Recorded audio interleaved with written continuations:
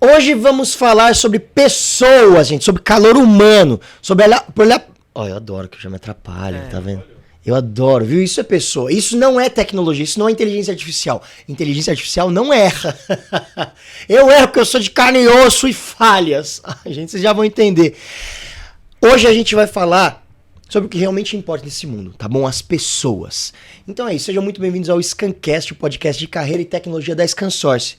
Hoje eu vou bater um papo muito legal com a Renata Portela, que é diretora de RH da Scansource. E a gente vai falar sobre um tema muito importante e que hoje começa a ganhar um pouco mais de destaque, né, gente? A diversidade, equidade e inclusão no mundo dos negócios. Renata, seja muito bem-vinda.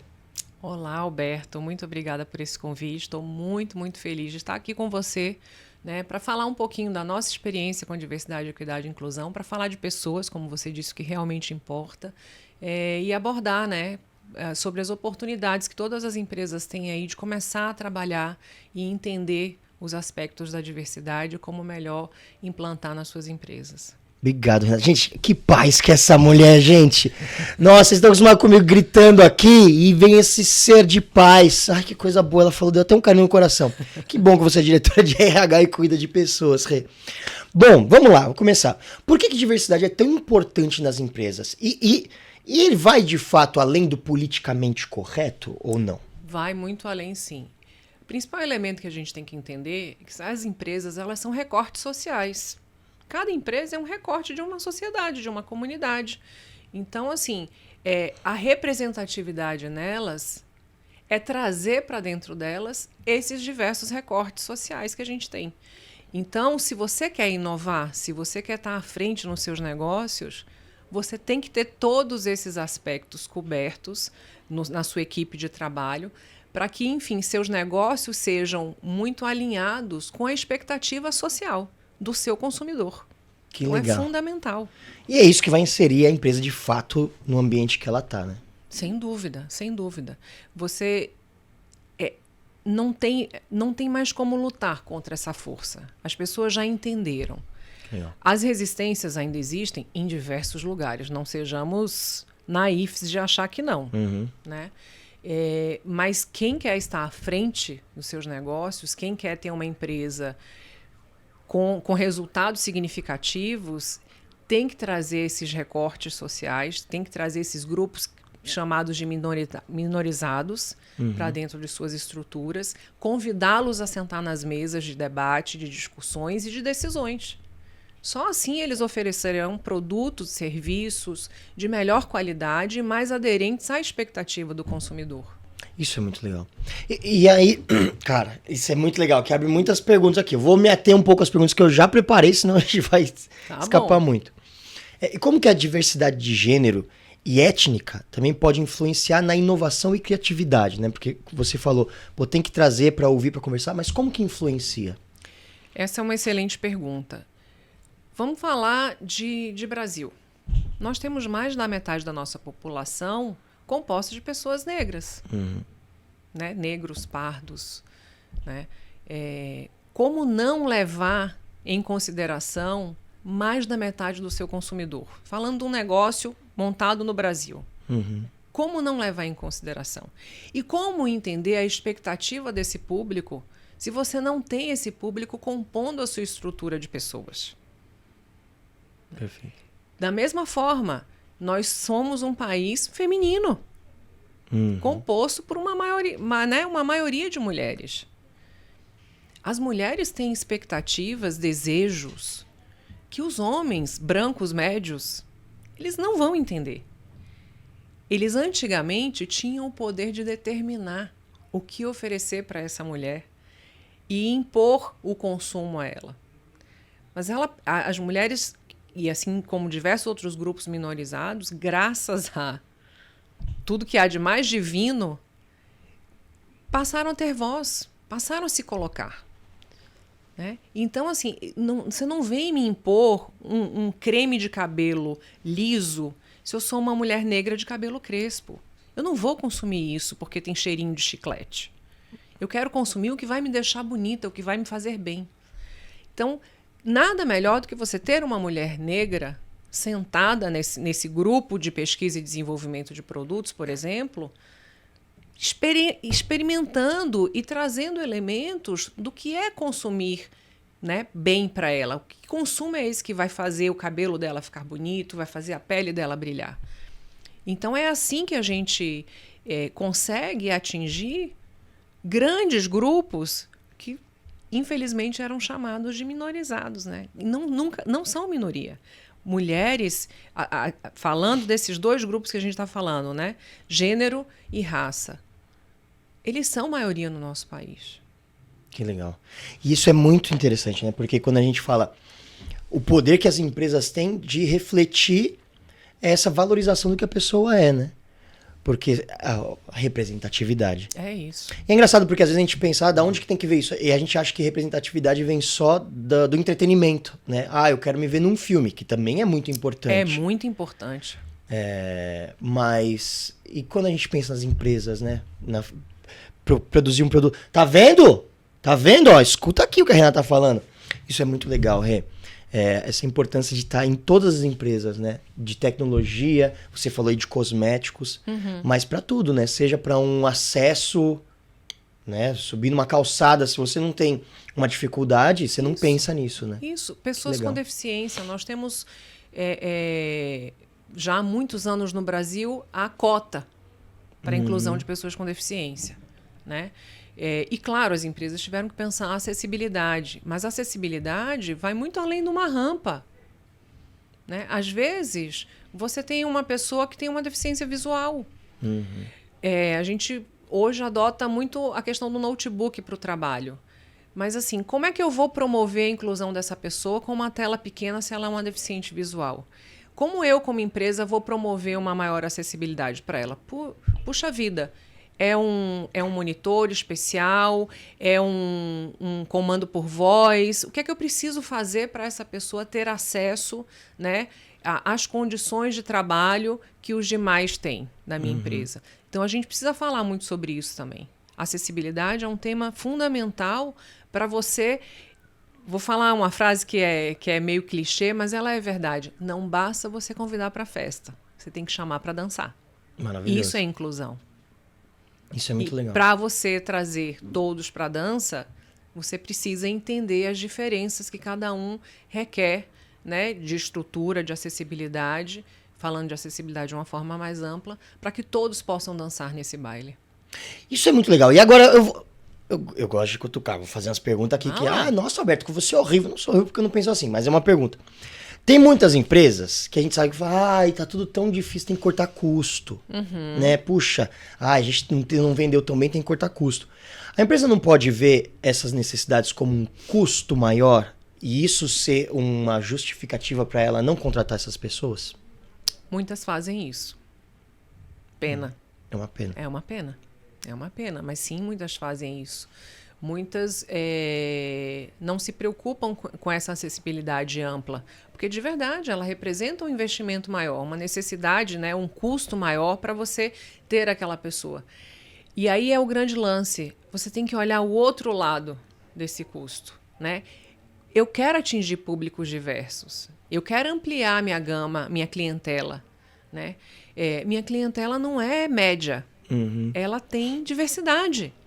Então, se eu não tiver essa representatividade dentro da minha organização, esse custo que parece maior aqui no início, ele fica gigantesco lá na frente.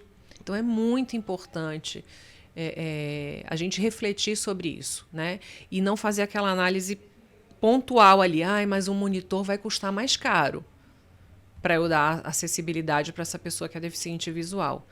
Mas não ter esse monitor, o que é que ele representa nos meus negócios lá na frente? Então, tem que ter uma visão mais ampla, né? E não é sustentável esse modelo de pasteurização, né? De todo mundo concorda, todo mundo está em linha, e é muito mais fácil tocar uma organização assim pasteurizada. Sim. Uma organização diversa, ela dá muito mais trabalho de ser gerida, porque as ideias fluem, porque as pessoas têm lugar para falar, para se expor. Então, gerenciar tudo isso também é mais trabalhoso, é mais custoso. Mas você lá na frente tem resultados que você sequer espera. Que legal, que legal. Isso é muito legal, né?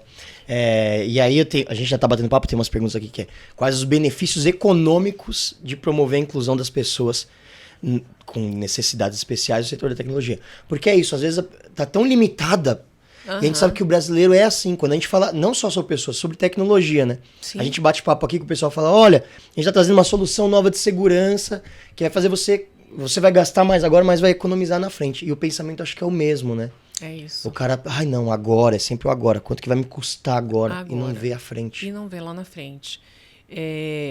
Nós temos uma lacuna social no Brasil que a gente não pode deixar de olhar. Né? O acesso à educação ainda traz restrições muito sérias para a qualidade de vida do brasileiro. Né? Pessoas com deficiência têm mais dificuldade ainda desse acesso à educação. E o setor de tecnologia, ele é um setor de qualificação, de profissionais qualificados.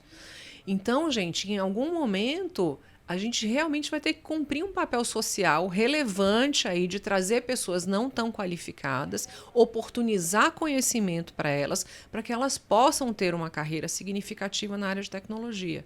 Esse é um desafio e é um compromisso com a sustentabilidade do nosso país, né, que as empresas têm que ter. É uma responsabilidade social que as empresas têm que assumir, porque em função dessa lacuna que a gente tem. Dá muito trabalho, mas ninguém falou que ia ser fácil. Ninguém falou que ia ser fácil.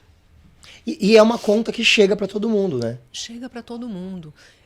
Não quero fugir muito do assunto, mas é um reflexo.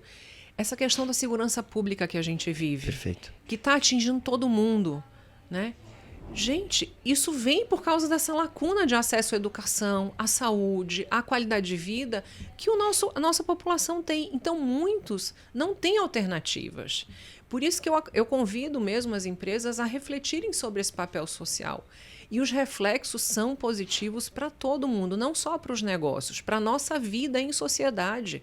É positivo. Isso é maravilhoso. Você falou, a gente não foge do escopo, eu acho que faz muito sentido. E a gente fala aqui sobre carreira e carreira também em tecnologia. E tem que pensar o mundo, né? Eu acho tão importante essa sua fala, porque é isso, vamos trazer um recorte social, né? As pessoas não entendem que quanto maior for o abismo social, maior vai ser a quantidade de crime. É simples assim. É simples assim. A insegurança vai bater aí. Quanto mais gente sofrendo sem acesso, sem educação, mais crime. E você que tem acesso à educação, que tem acesso à segurança, que muitas vezes não consegue olhar para o lado e entender a necessidade da pessoa que mora seu vizinho, você fala, acha que tá ficando seguro porque você tá subindo um muro mais alto. Você vai ficando preso. Você vai criando a sua própria cadeia, você vai ficando preso. É horrível isso. As pessoas não conseguem olhar para isso, né? E eu acho que tá tudo conectado e é maravilhoso esse ponto que você tá trazendo. E aí eu vou te fazer uma outra pergunta. Porque tem muita gente que critica sistemas de cotas. E aí tem umas piadas maravilhosas que eu amo os memes na internet, né? Chega o filho bravo pro pai. Ai, que inferno, eu não fui aprovado porque entraram os cotistas. Ele fala, ai, filho, você foi aprovado e você ficou em que posição? Fiquei em 4.500. Mas a culpa foi do cara da cota. Mas você acha que existe essa necessidade, então, quase como uma cota dessa responsabilidade? Pô, eu sei que ainda não tá tão preparado, mas eu vou trazer, vou abraçar para pensar no social, que isso vai ser melhor no futuro? Eu acredito muito. Eu acredito no valor da cota também. Né? A gente tem um déficit aí e as cotas são uma forma de diminuir esse déficit que a gente tem com a nossa sociedade, né? Com as diferenças históricas que foram geradas. Eu acredito que sim, as empresas podem e devem trazer uma pessoa talvez menos qualificada e ajudar na formação dela. Eu ouço muitos diretores de negócios, de recursos humanos nas empresas de tecnologia falando do famigerado turnover, né? E como é que eu consigo reter meus talentos? É um problema, eles entram e saem, eu faço isso, faço aquilo e as pessoas vão embora. Muito mais difícil é para uma empresa perder aquele talento estrelinha Desculpa. É muito mais fácil ela perder aquele talento estrelinha que ela traz por milhões e já coloca e tá pronto, e tem fit, e vai fazer, tarará, tarará, tarará. Só que esse cara, ele já tá nas altas rodas do mercado. Mais cedo ou mais tarde, vai outro bater na porta e vai oferecer mais grana, vai oferecer mais home office, vai oferecer mais alguma coisa e ele vai. Muito mais difícil é tirar de uma empresa alguém que recebeu capacitação, recebeu oportunidades, recebeu feedbacks e ganhou toda uma formação e crescimento e cria uma identidade, uma vinculação com aquela empresa que passa pela gratidão. Ninguém vai ter dinheiro para pagar a gratidão. É isso. Ninguém vai ter dinheiro para pagar o reconhecimento que aquele indivíduo recebeu na organização. Então, se a gente olhar nesse recorte de pessoas que a gente investiu e capacitou e deu as primeiras oportunidades de carreira, o turnover nesse grupo é muito mais baixo nas organizações. Ele pode existir, mas ele é muito mais baixo.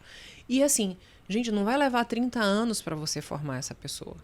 6 meses, uma pessoa com um pouco mais de interesse e investimento, ela senta nessa cadeira e ela começa a gerar seu negócio. Então, é aquilo... A gente não pode ficar olhando para o aqui e agora. A gente tem que olhar no mais longo prazo, entender os reflexos das nossas decisões. As nossas decisões não vão se reduzir ao hoje. Elas trarão consequências por muito, muito tempo. E quais consequências eu desejo para os meus negócios? E aí, eu posso parar agora, investir em jovens talentos, capacitá-los, né, e trazê-los para o patamar de conhecimento, de experiência que eu preciso em determinados X de tempo e começo a rodar meus negócios. Quer ver um exemplo? Quantas startups a gente ouve falar aí pelos bastidores dos negócios que estão bombando, que não sei o que lá. Desde quando startup tem dinheiro para contratar estrelinhas de mercado, pessoas altamente qualificadas, capacitadas? Eles não têm. Eles contratam jovens com vontade de fazer, jovens muitas vezes que vêm de periferias, né? Mas que têm vontade de fazer. Eles pegam um detalhe ali, que é sutil muitas vezes, e que não está na entrevista formal. Está naquele olhar atento do entrevistador, do empresário, do empreendedor, que está buscando essa garra. E ele investe por um período de tempo em ensinar, em dizer, olha, vamos por ali, faz o curso tal, lê o livro tal. E esses jovens têm essa questão da conectividade muito forte, então eles buscam conhecimento online de uma forma fenomenal. E em 6, 4 meses, eles estão rodando.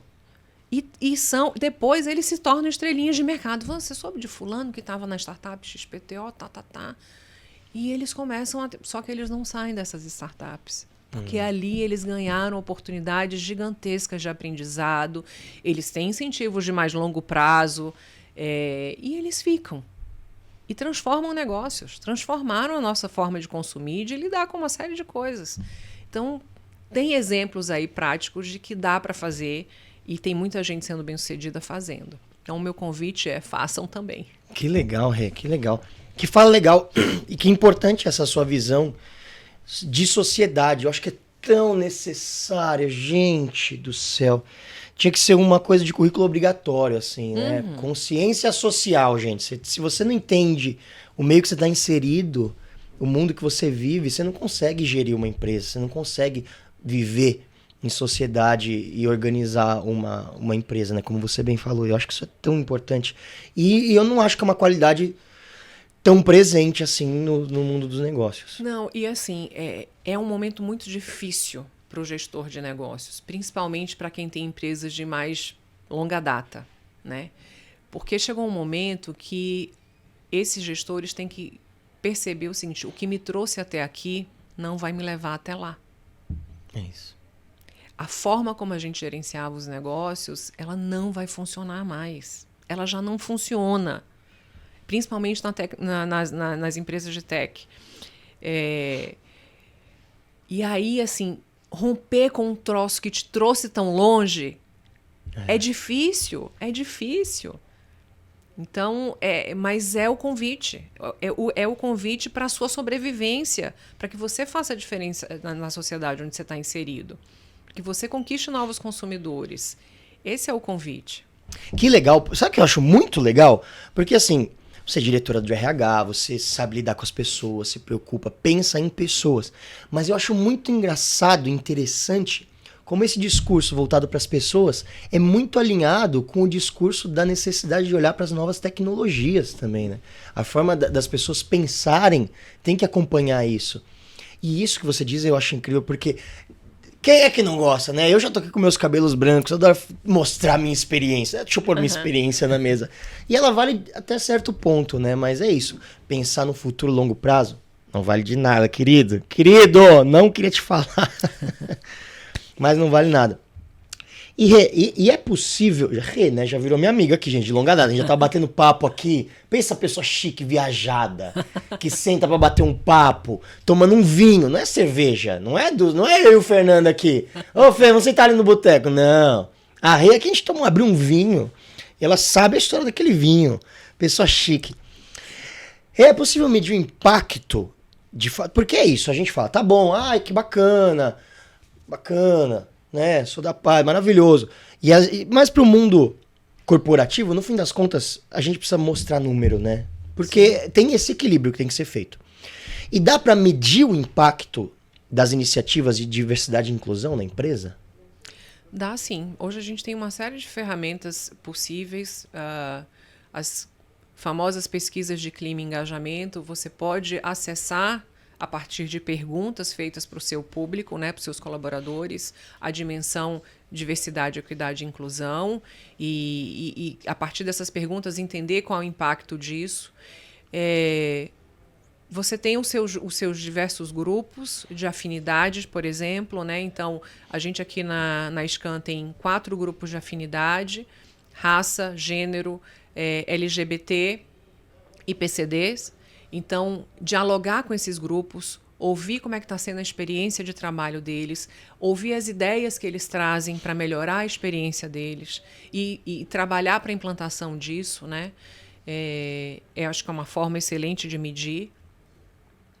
E, claro, cada vez que você tem um processo seletivo, você tem que ter um indicador de apresentar candidatos diversos para cada posição que você abre. Então, nós temos essa meta, né? Legal. É uma forma da gente medir nosso resultado. A área de atratividade sempre apresenta homens, mulheres, negros, indígenas, o que for possível dos diversos grupos, pessoas LGBT, o que for possível da gente acessar de candidatos dos diversos grupos e apresentar para os gestores. E muitos gestores, por iniciativa própria, colocam metas para eles também, de contratação. Então, é um ciclo. Não chegamos aqui facilmente. São mais de 4 anos falando a respeito, trazendo para a mesa esse debate. Há mais de 4 anos nós começamos a jornada de diversidade, equidade e inclusão aqui na SCAN Brasil. E hoje eu tenho gestores já se colocando essa meta. Mas é fruto de uma série de sementinhas, de um trabalho árduo, de muita comunicação, de muita transparência para falar do assunto, né? Todas as datas comemorativas são celebradas aqui na empresa, a gente promove lives, a gente faz encontros, para que as pessoas, enfim, se reúnam e possam discutir a respeito. E isso tudo vai te gerando indicador. E é assim que a gente vai medindo o nosso sucesso. Que legal. E aí, eu tenho uma pergunta que eu anotei também, e acho que complementa o que você já está explicando, né? Se existe alguma estratégia para os funcionários se sentirem valorizados e representados. Eu acho que é bem o que você falou, né? Esses indicadores, esses grupos, esses encontros. E eu acho que escutar, né? Muito importante, eu acho que é escutar o que você está falando, o que eu acho que é... Porque é isso, né? E a pessoa fala, agora eu entendi, então agora eu vou falar como que faz. Aí vem, como você bem falou, né? Existe esse recorte do homem branco, hétero, que é o cara que sempre teve espaço na sociedade. Existe, vou te fazer uma pergunta. Existem nas empresas esse recorte brancos, homens, héteros, decidindo e definindo o que as pessoas vão fazer e definindo, sem ouvir ainda? Não sei se ficou meio complexo, porque às vezes a gente vai falando, eu faço a pergunta aqui. Mas existe sim. E em alguns mercados, muito mais do que em outros. Ah, sim. Né? Eu acho que assim, a gente tem o privilégio de estar no universo da tecnologia, que é um mercado de trabalho que se abriu, até porque sacou e se abriu mais para a diversidade, para trazer mulheres para o centro das decisões, enfim. Mas tem mercados mais tradicionais. Muito recentemente, teve uma fotografia de um grande banco brasileiro onde só tinham homens. E Nossa. Todos praticamente vestidos iguais. Né? E um encontro grande de diretores, gerentes, ou seja, do grupo que toma decisões para aquele grande banco. E a gente não via mulheres, a gente não via pessoas pretas, a gente não via pessoas LGBT. E é um grande banco. Né? Então, ainda existe, sim. Eu acredito muito que esses grupos tomam decisões e conseguem, com estratégias muito bem definidas, trabalhar naquilo que eu chamo de imposição de seu produto, de seu serviço, de sua marca. Né? Nós somos... Não sejamos ingênuos de achar, mas nós somos muito moldados pelas campanhas que nos acessam, né? O famigerado algoritmo, o que a gente vê na televisão, que nos dizem que é bonito.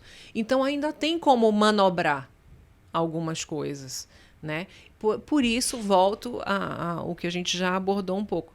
A necessidade da representatividade, a necessidade da escuta ativa, né?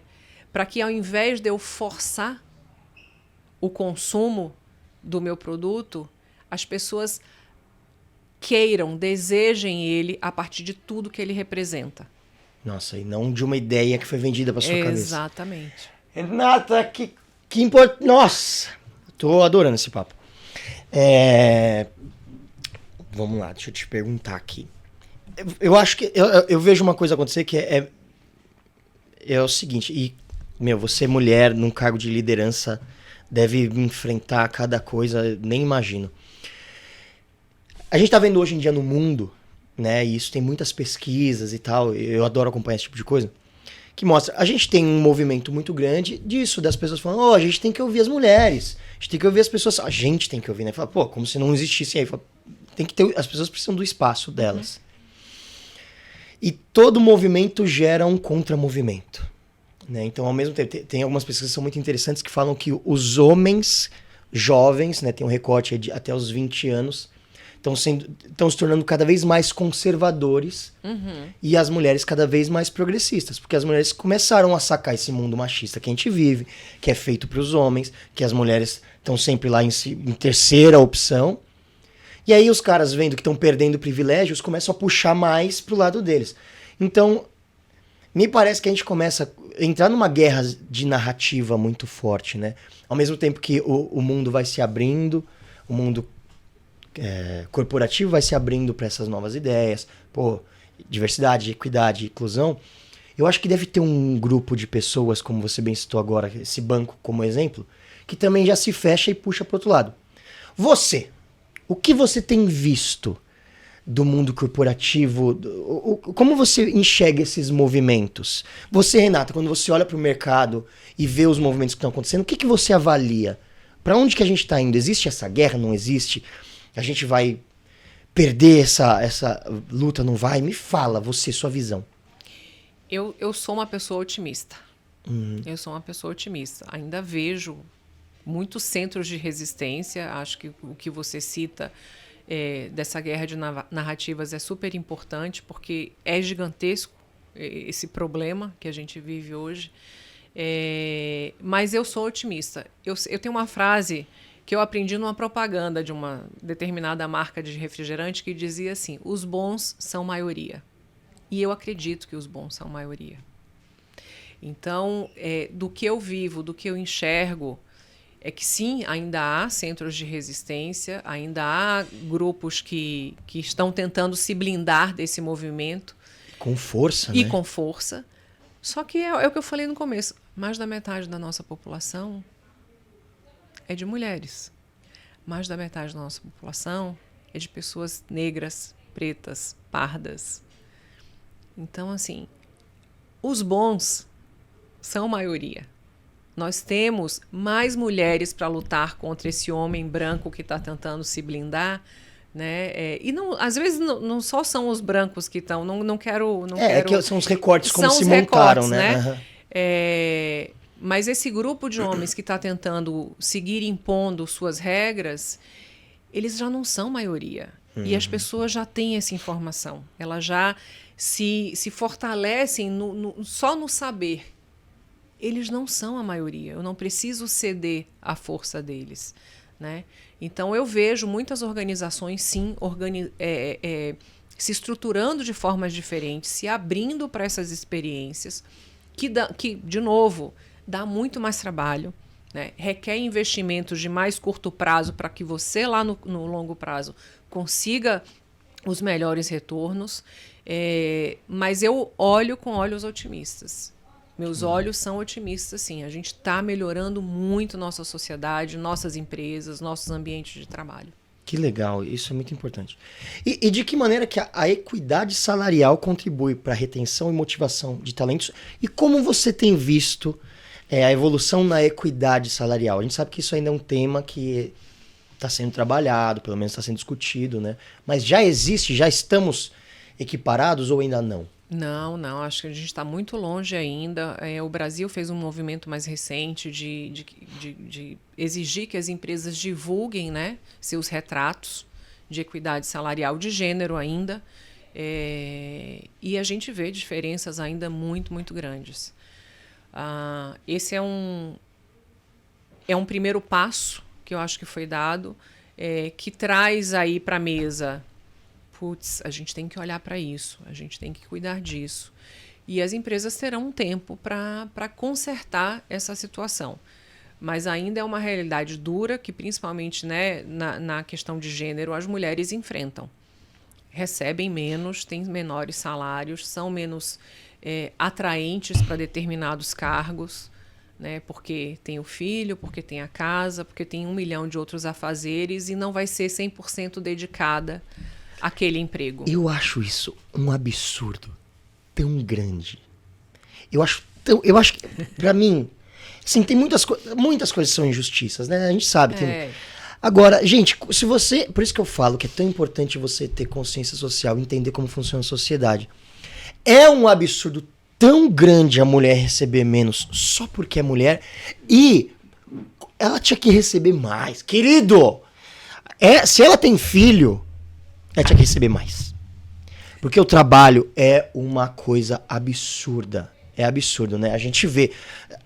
Inclusive, enfim, a gente tá melhorando como sociedade também, né? Eu tava vendo que saiu uma pesquisa, acho que é anteontem, falando sobre como os pais estão se tornando mais presentes na criação dos filhos. Uma Sim. coisa que, poxa, era o mínimo, né? E eu acho que isso também é um reflexo das mulheres estarem trabalhando mais.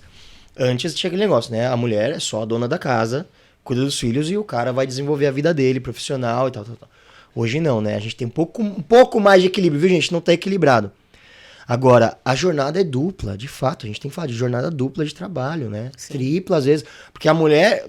O cara que tá ganhando mais, querido, a mulher tá trabalhando, chegando em casa cuidando do filho, e ainda, às vezes fazendo janta pra esse cara que tá chegando sem fazer nada e vai sair pra beber cerveja. Muitas vezes é essa a realidade.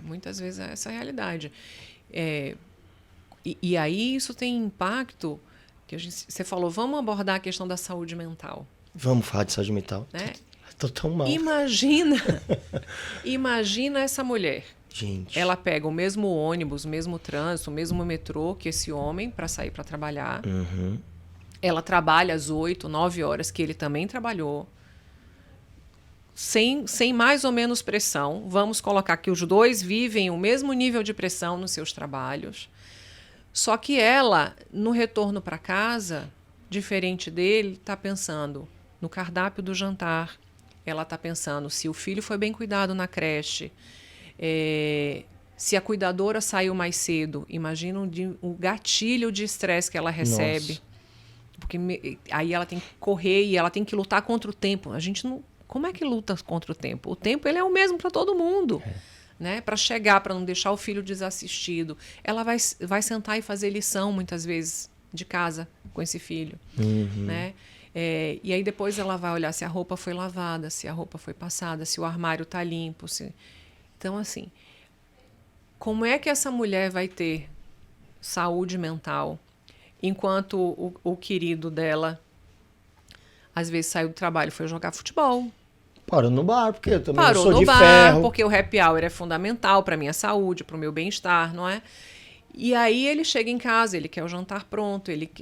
Então, o machismo, ele dificulta muito a qualidade de vida da mulher. Sim. Né? Ele muitas vezes impede essa mulher de ter qualidade de vida. Aí no final de semana, ela está exausta, querendo um sofá e uma série para assistir, e ela não pode, porque ela também é responsável por fazer o almoço, por fazer o café da manhã, por lavar a louça. A criança que não foi pra escola. A criança que não foi para a escola, que está ali, né, para ser cuidada pelos pais. Então, esse debate do dividir as tarefas do lar, né,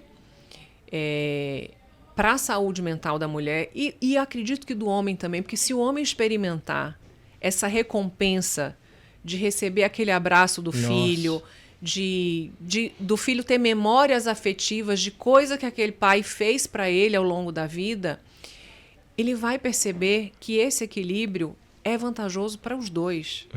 Não é só para a saúde mental da mulher. Nossa, isso é total. E aí eu vou puxar uma orelha aqui que eu acho legal. Porque tá cheio de casal, e eu caí nisso também, tá? Eu tenho um filho, tem 4 anos, vai fazer 5 agora. E eu falei, não, eu quero e sou o mais presente que eu posso, e sou presente, e a gente divide as coisas, tá. Só que a gente tem sempre que ficar olhando. Nunca tá certo, Sim. nunca tá bom. Porque daí o que acontece? Eu comecei a perceber que eu não sabia o nome da pediatra dele. Apesar que eu vou com ele na pediatra. Fui ontem, inclusive. Mas assim, eu ia na pediatra, tô lá na pediatra. Mas aí a pediatra passava os exames e era ela que marcava o exame, era ela que se preocupava com o exame.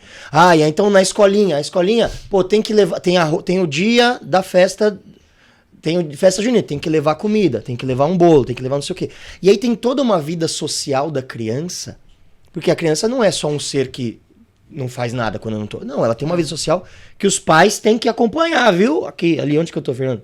Aqui. E muitas vezes o pai que acha que tá presente, muitas vezes tá mais presente do que os nossos pais foram, porque olha, os nossos pais também, eu vou falar, muitos estão de parabéns. Não tá olhando isso. Então, por mais que você ache que você tá dividindo, cara, não tá, porque a criança tem uma vida social que ela tem na escola, que tem os amigos, que tem as festas, e tem festinha. Sabia que tem festinha na escola e tem que levar coisa? Eu não sabia, né? Porque é a mãe que tá vendo. E isso é muito desgastante, né? E tem uma coisa que pode parecer bobagem, mas assim, eu vejo muitos dos homens que estão dando esse passo de participar mais, de se envolver mais. Não, porque eu faço. Eu nunca vi uma mãe dizendo que faz. É o mínimo. Não é? E assim, o filho vem da união dos dois.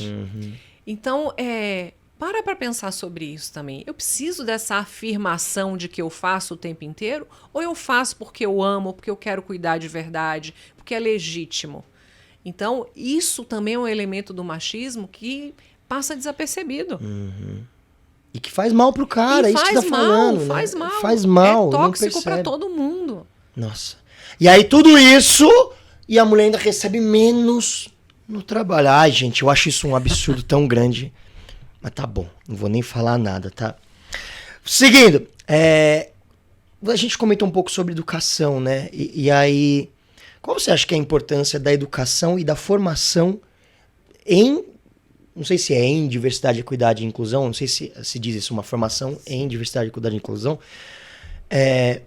para essa força de trabalho mais inclusiva, né? Você falou, pô, tem gente que não tá ainda preparado e a gente tem que estender a mão. Mas como que a educação precisa estar junto disso?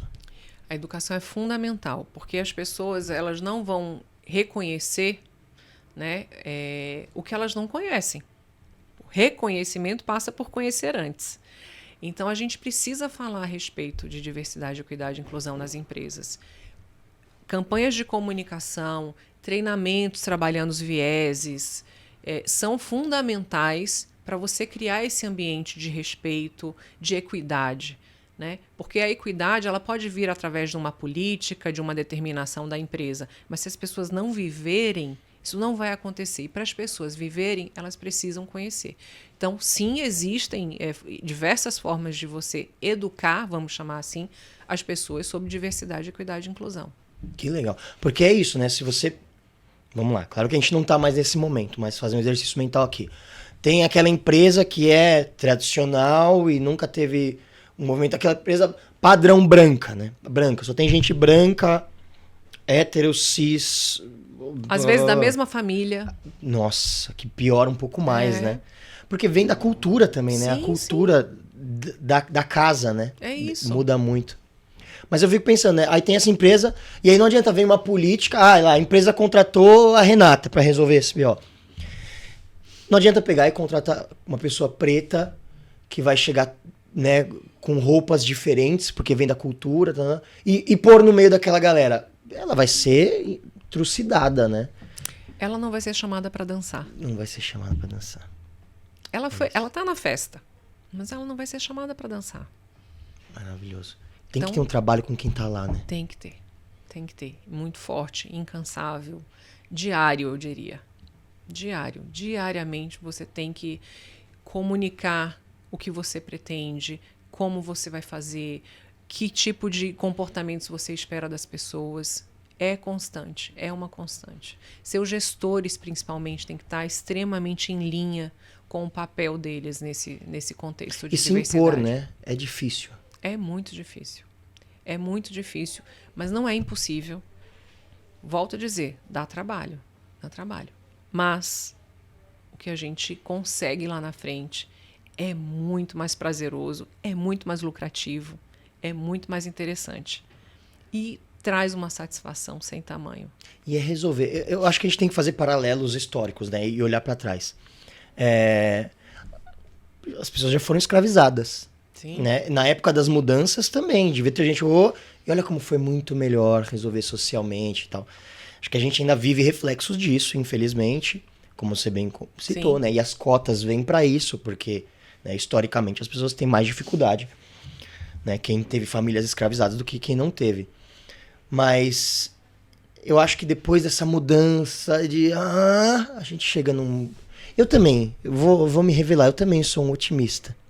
Eu acho que a gente tem que passar por esse calvário, às vezes, que dureza, que difícil, tem que reaprender. E aí, gente, aqui, ó, a neurociência diz, adoro curiosidades inúteis, eu pesquiso sobre tudo. A neurociência, a gente gasta muito energia, o cérebro gasta muita energia, o órgão que mais gasta energia. Então, como que o seu cérebro funciona, tá? Você vai pegar a primeira informação sobre algo que você aprendeu e o que seu cérebro quer? Ele não quer que ela seja falsa. Por quê? Porque reaprender dá muito trabalho. Então ele vai ignorar tudo que vai contra aquilo e vai pegar tudo que vai favorecer aquilo. Por isso que as pessoas que são racistas tendem a ter cada vez mais informações para reforçar aquele racismo dela, o preconceito, o machismo, é isso. Porque é o cérebro fazendo uma armadilha para você não reaprender. Reaprender gasta muita energia, dá muito trabalho. Mas é aí que você tem que falar, não, beleza, vou reaprender, vou fazer força. Para que a gente passe por isso. E reaprendeu, legal, ufa, a gente vai quebrar umas coisas ruins e vai morrer. Você vai viver 200 anos, que a tecnologia já tá aí falando que a gente vai viver 200 anos. Reaprendendo todo dia, viu? Aceita, que dói menos. E é assim, né, Alberto? É uma escolha. É uma escolha. Você pode escolher continuar racista? Pode. Todo mundo tem esse direito. Não vou tirar o direito das pessoas. Mas, assim, o que é que eu quero para o mundo onde eu vivo? Né? É tão difícil assim esse exercício da empatia, Nossa. Da compaixão, sabe? Do fazer o bem. Então, faz esse esforço. Seu cérebro vai te boicotar e vai mesmo. Mas, puxa vida, olha o que você vai estar semeando e olha o que você vai construir dali para frente, a partir dessa decisão do reaprender. Né? Nossa, com certeza. E acho que no meio de 8 bilhões de pessoas que somos no mundo, vai ter gente que, vai entender, vai sacar, vai querer. E vai ter vai ter a pessoa que gosta de ser babaca.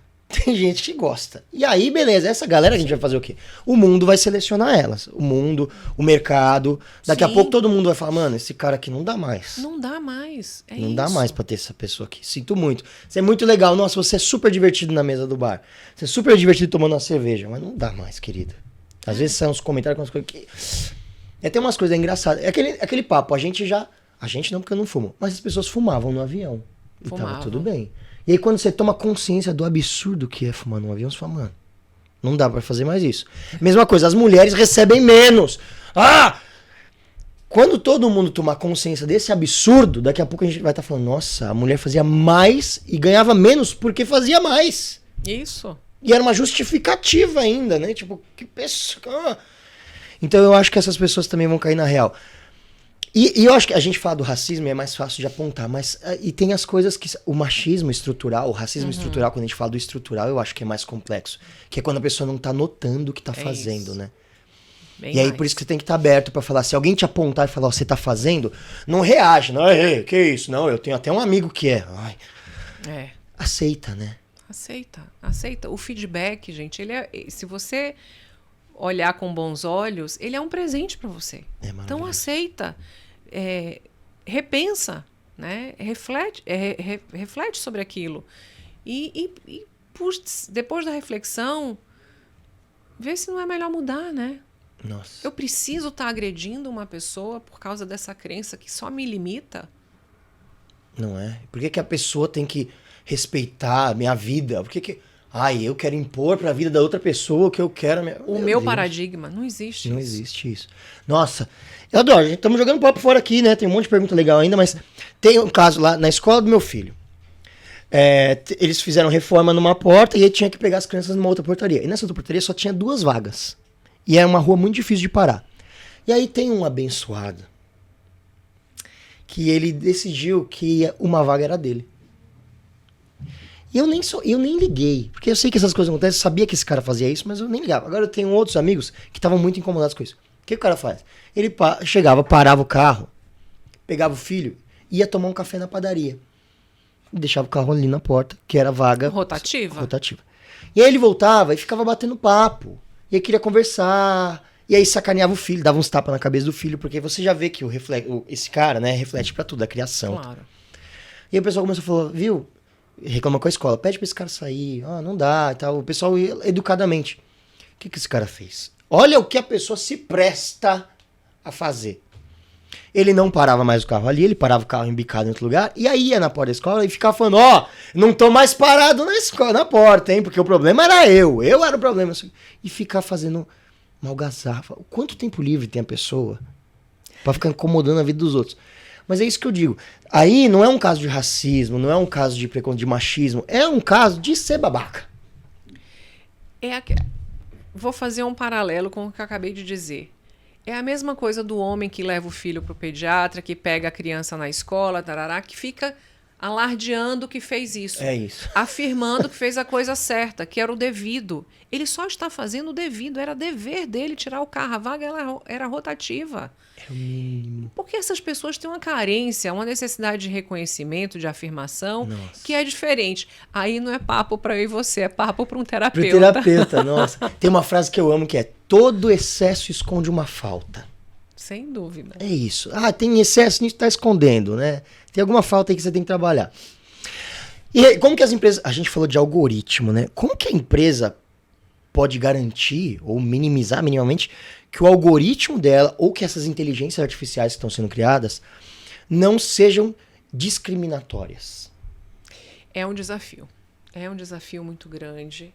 A inteligência artificial, principalmente na área de atratividade e seleção, né, de pessoas, ela já é uma realidade.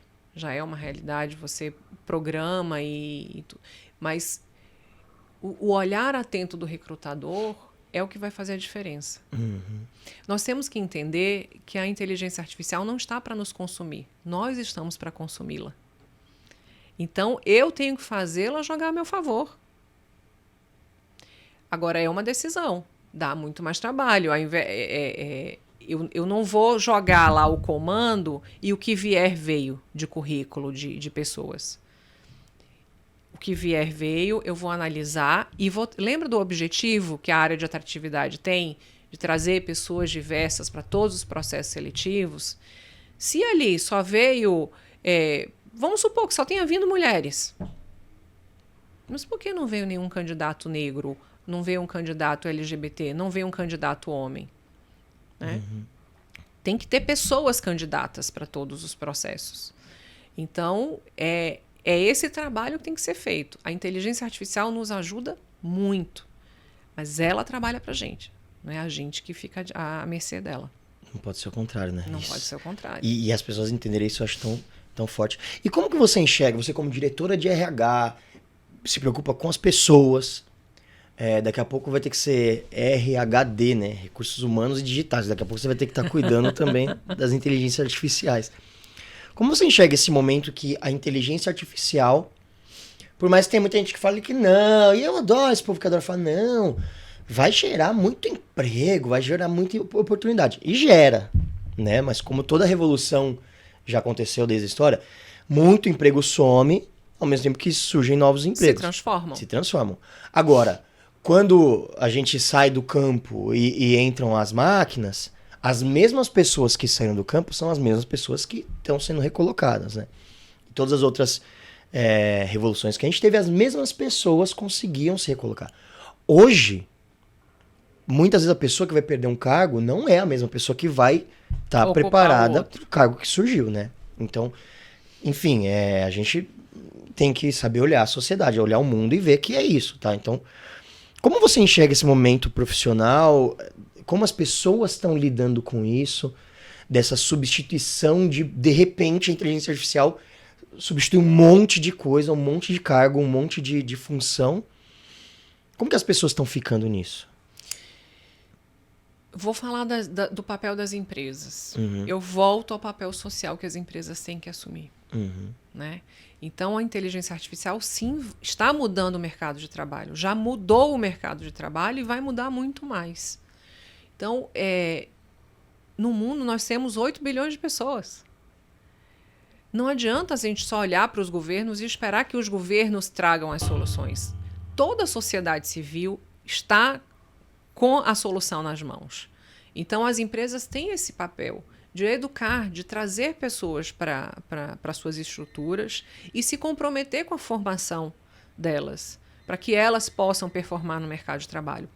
Eu lembro que cerca de 16, 17 anos atrás, eu estava numa palestra gigantesca, um público enorme, assim, e o CEO de uma grande empresa de tecnologia sacou um celular e disse que aquilo ali, em 10 anos, ia substituir as posições de telemarketing.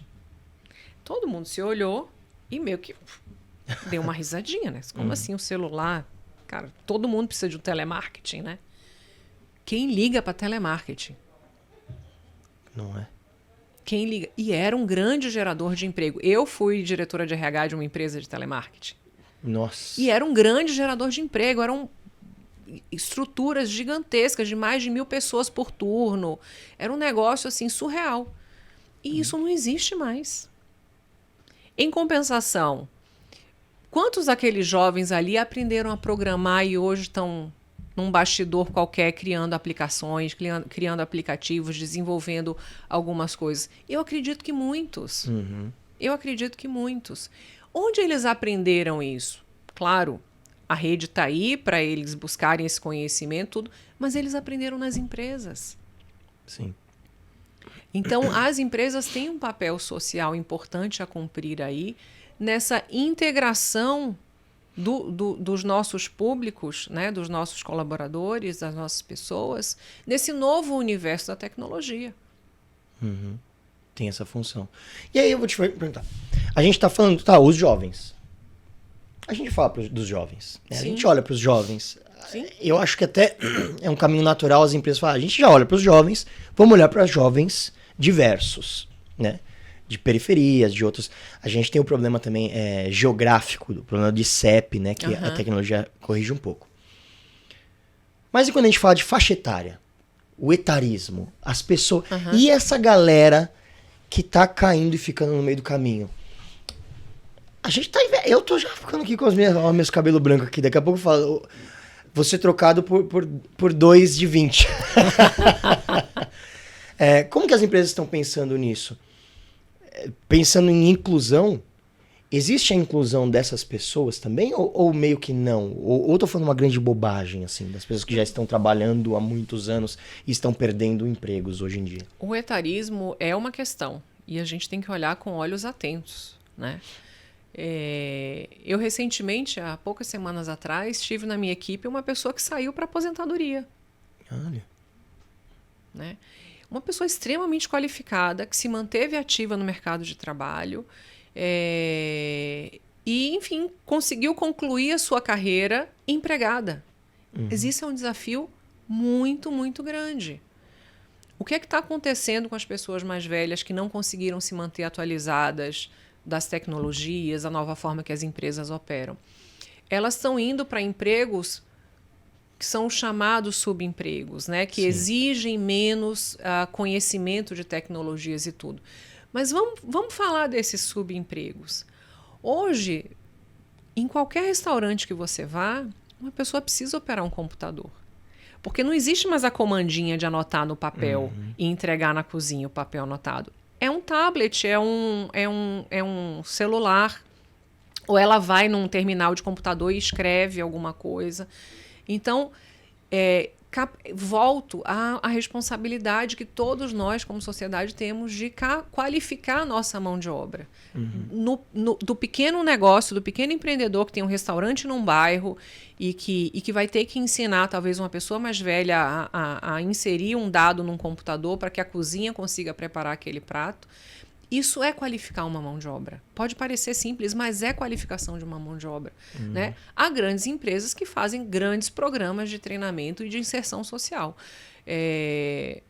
Nós aqui na Scansource apoiamos um projeto e a gente patrocina a capacitação de 10 profissionais, né, por meio de uma parceria em tecnologia. Que legal. Então, eles passam um ano fazendo diversas formações, cursos, frequentando uma aula. A gente trabalha também a empregabilidade deles nesse período, para que eles saiam para o mercado de trabalho como jovens qualificados em tecnologia. Então, é isso, é cada um entender o seu papel e se dispor a cumprir esse papel bem. Que legal. E o que você acha que os consumidores podem fazer para apoiar as empresas que valorizam a diversidade, equidade e inclusão?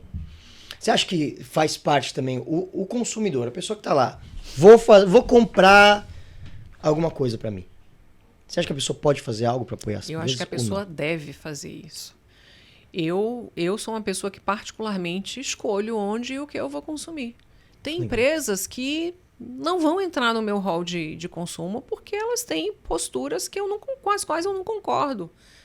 Então, o consumidor, ele tem a caneta na mão.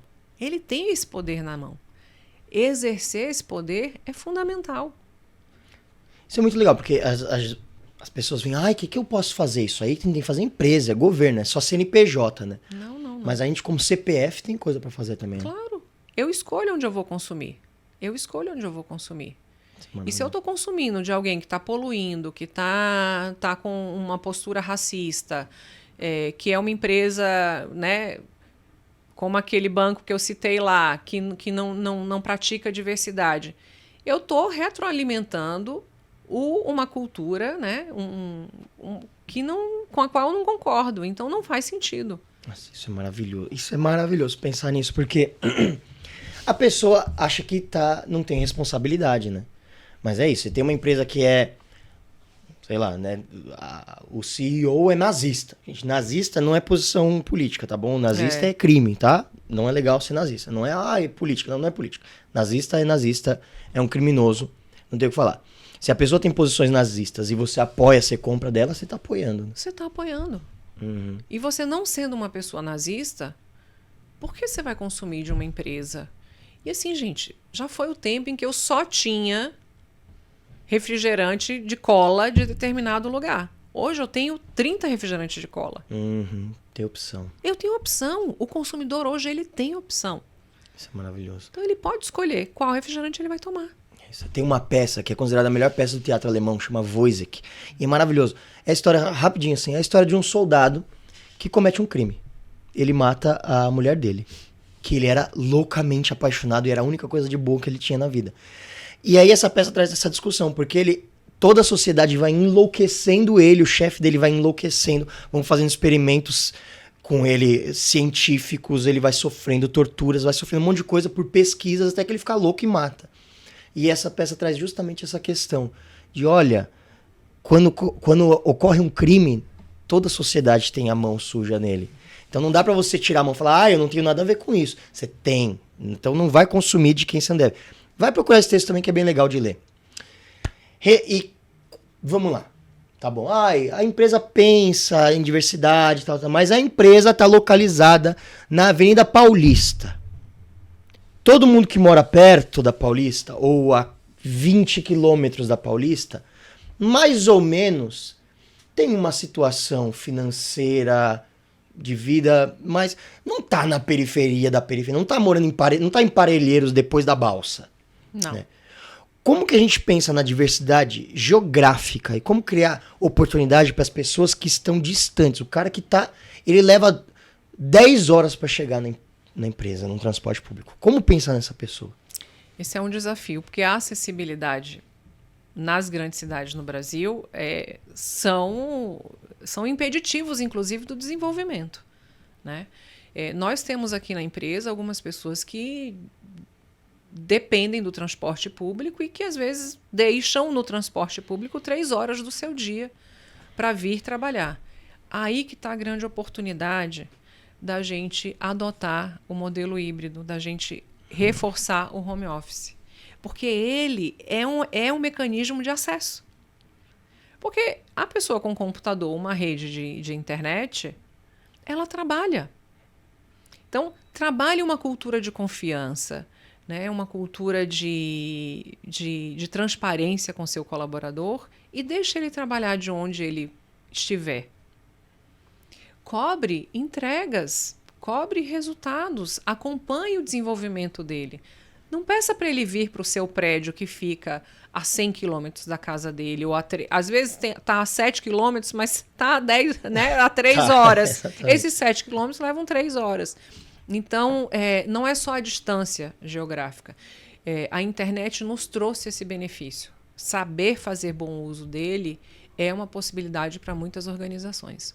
Que legal. E é isso, usar a tecnologia em prol das pessoas. É isso. É um belo exemplo, né?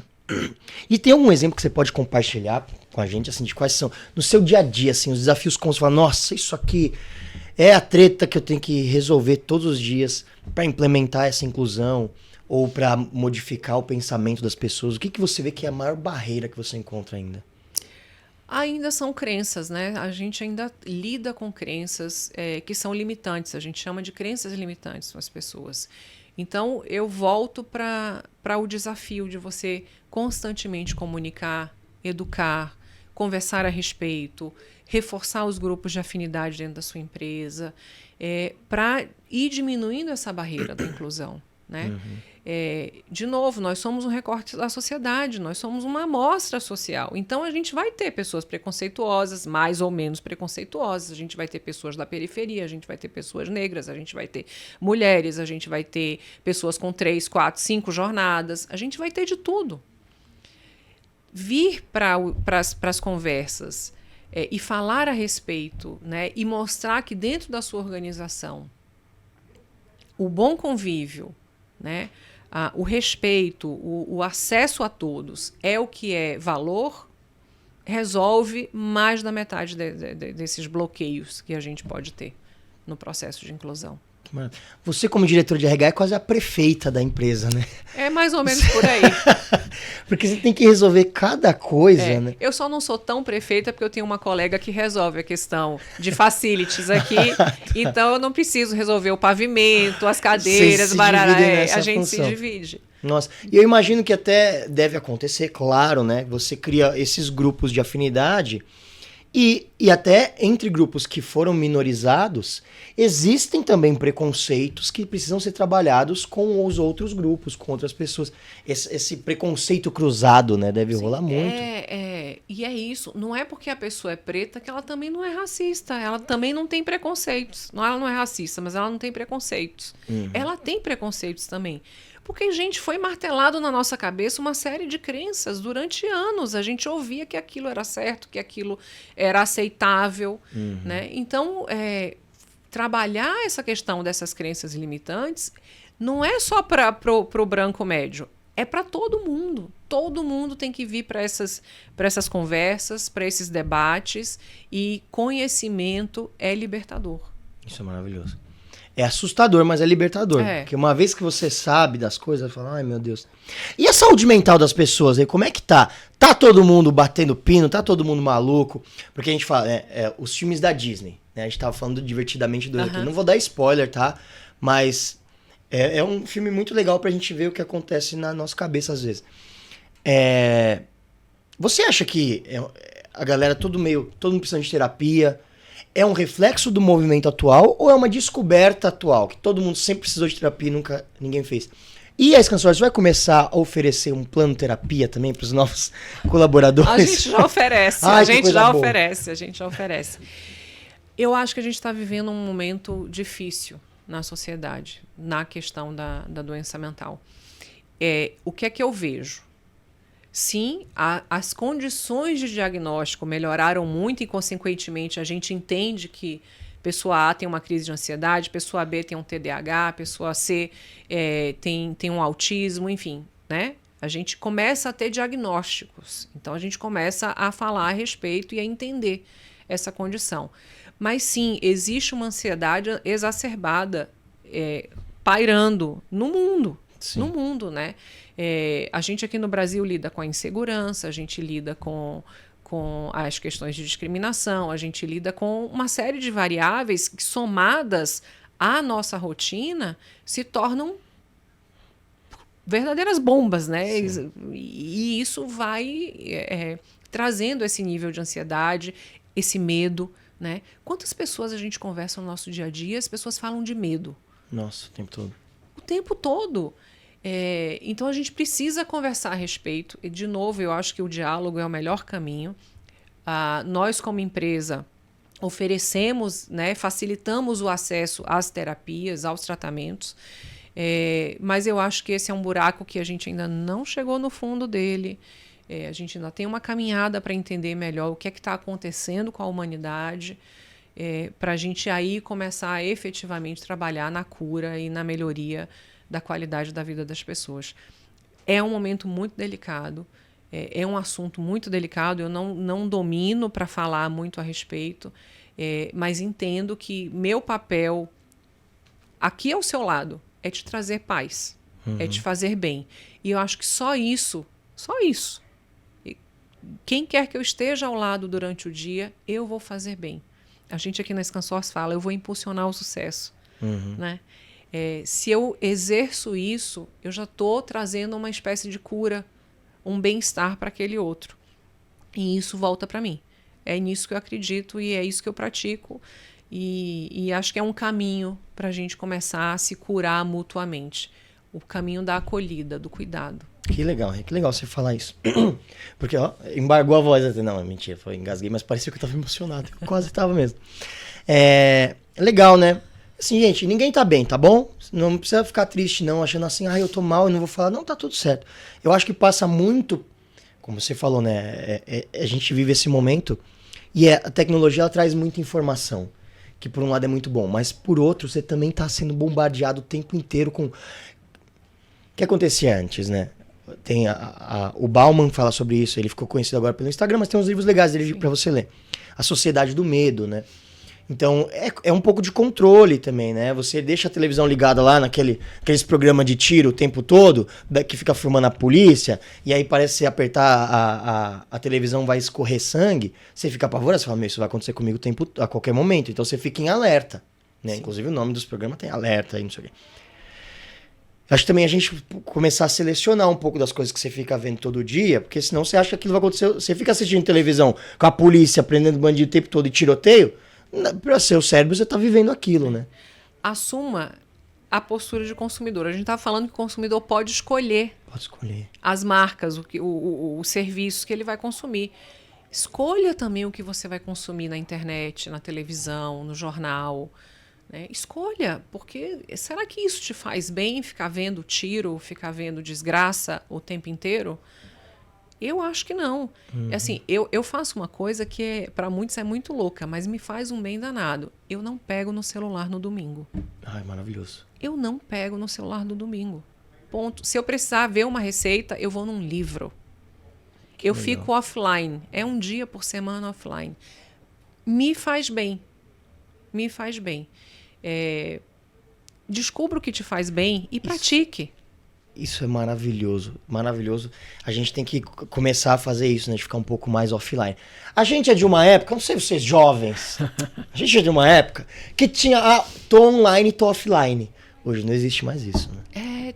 E eu acho que essa ansiedade de ter que estar a par de tudo o tempo inteiro, ela é destrutiva e ela é insustentável, porque ninguém aguenta. Ninguém aguenta. Todo mundo precisa estar offline, todo mundo precisa dormir, todo mundo precisa tomar banho, todo mundo precisa se alimentar. Tenta fazer essas coisas offline. Porque as pessoas não se alimentam mais offline. Gente, por favor, o mundo não vai desabar enquanto você senta e faz sua refeição, conversando com alguém, pensando na vida, sem estar online. É verdade. Isso que a gente faz aqui no podcast, eu amo, que fica aqui 1 hora, a gente tá mais de 1 hora conversando aqui. A gente tá offline. A gente tá offline, gente. Claro que vocês estão online assistindo, a gente fica online, fica offline daqui a pouco. Daqui a pouquinho. Tá? Enquanto você tá assistindo, fica online. Depois você vai lá e fica um pouquinho offline. Mas, gente, Renata Portela, diretora de RH da Scansource, essa pessoa que, ai, que gostoso. Dá a mão aqui. Saber que tem gente igual você no mundo profissional. Porque parece que nossa, bicho comendo bicho. E ela tá aqui, essa paz que você traz pra gente. Rê, muito obrigado pela sua presença. Essa 1 hora de papo.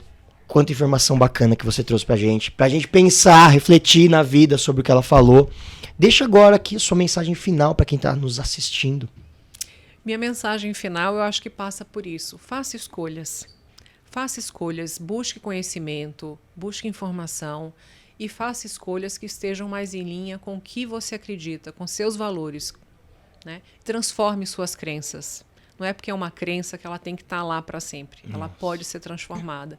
E o conhecimento, a educação, esse é o caminho para essa transformação que vai nos levar muito além. Nós, como humanidade, podemos ir muito além se a gente fizer essa transformação. Que legal. Obrigado, Rê. Obrigado pelo seu querida. tempo mesmo. Renata Portela, muito obrigado. Nossa, volta sempre pra gente bater papo. Da próxima vez que ela vier, vai estar com um vinho aqui, Fernando. Vai tomar um vinho com essa mulher. Gente, o Scancast de hoje vai ficando por aqui. Muito obrigado a você que nos acompanhou. Já sabe, gostou do conteúdo? Atrapalhei no começo e no fim pra amarrar, viu? Porque eu não sou uma inteligência artificial, sou de carne e osso e sofro. Carne, osso e ansiedade.